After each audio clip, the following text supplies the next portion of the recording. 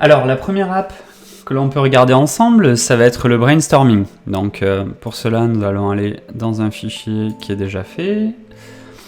Alors, par exemple, celui-ci. Alors, l'app brainstorming, qu'est-ce que c'est? C'est un mur de post-it virtuel, donc pour organiser des brainstorming, mais aussi peut-être pour faire de la prise de notes collaborative, ou encore, je vous laisse imaginer les différents usages que vous pourrez trouver vis-à-vis des fonctionnalités que je vais vous présenter. Donc ça se présente comment? C'est un mur de post-it assez simple, avec une carte qui représente finalement le sujet. Donc là, si vous voulez poser une question ou mettre déjà des idées, ça c'est à vous de voir. Vous pouvez customiser la couleur du sujet, histoire qu'elle soit bien visible pour tout le groupe. Et vous pouvez aussi décider de masquer le sujet si vous n'en avez pas besoin. Voilà, ça dépend un petit peu du contexte. Ensuite, comment ça se présente? C'est assez simple. Vous pouvez, à partir d'ici, rajouter une idée. Donc, voici mon idée. Voilà. Hop.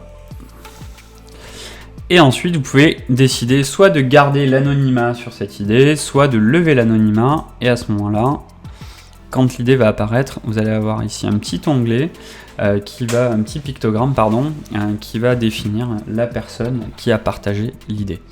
Donc ensuite, vous pouvez déplacer vos post-it, histoire de les réorganiser comme vous le souhaitez.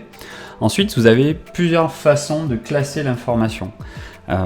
Vous avez un système de tags qui est disponible, donc vous pouvez rajouter autant de tags que vous voulez pour classer tout le contenu. Donc, il y a une recherche intuitive aussi sur ce système de tags, c'est-à-dire que tous les tags que vous aurez déjà créés, vous n'avez plus qu'à taper les premières lettres et ils vont apparaître automatiquement. Donc là, par exemple, si je prends le tag export qui est déjà là, si je veux le rajouter, j'ai plus qu'à taper les premières lettres et il va apparaître. Et à ce moment-là, je vais pouvoir taguer mon post-it avec le tag export. Et ensuite, je peux aussi très bien rajouter un tag, mon nouveau tag. Par exemple, si j'ai envie de le créer, c'est assez simple. Je choisis une couleur et je crée mon tag. Voilà.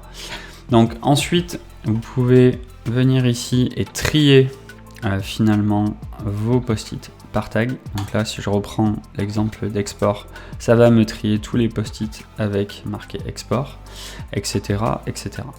Donc, vous avez aussi une fonctionnalité de bookmark qui vous permet de retenir, par exemple, les meilleures idées. Donc, vous avez, par exemple, si vous faites une session, vous partagez tous des idées et que dans une première phase, vous voulez simplement retenir les meilleures idées, vous pouvez bookmarker vos idées, hop, en appuyant en haut à droite, et ensuite, déjà venir filtrer par bookmark, et ensuite, vous venez rajouter vos tags. Vous avez aussi la possibilité de voter sur chacune des idées. Donc vous avez en haut à gauche un petit cœur qui vous permet de voter sur chacune des idées. Et ensuite, vous pouvez retrier les post-it par les plus aimés. Voilà, vous avez différents niveaux de tri, finalement, c'est assez simple. Ensuite, la particularité de cette application, c'est que vous pouvez aussi exporter tout le contenu en PowerPoint. C'est-à-dire qu'une fois que vous avez fini votre session, vous avez la possibilité d'exporter le contenu en PowerPoint et à ce moment-là, vous allez pouvoir afficher le contenu sous format PowerPoint. Donc là, vous allez retrouver la carte de votre sujet. Vous allez retrouver aussi des statistiques clés sur la session avec toutes les catégories et ensuite tous les post-it sont créés par catégorie. Donc là, encore une fois, tout est éditable. Vous pouvez très bien remanier la présentation comme vous voulez et même changer la nature, le contenu du post-it.